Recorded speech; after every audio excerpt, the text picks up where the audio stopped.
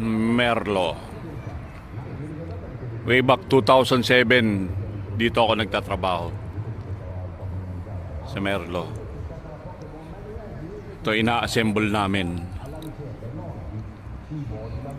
Ngayon, yung aking anak dito nagtatrabaho, yung aking bunsong anak nag-assemble din.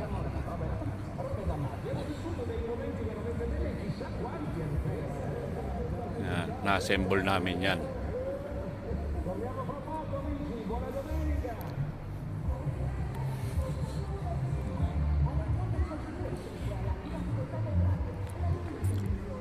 Tatlong taon din ako nagtrabaho dito, 2007 hanggang 2010.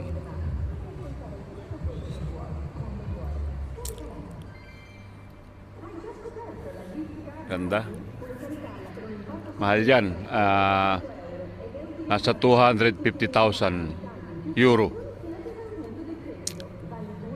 Ganda, di ba?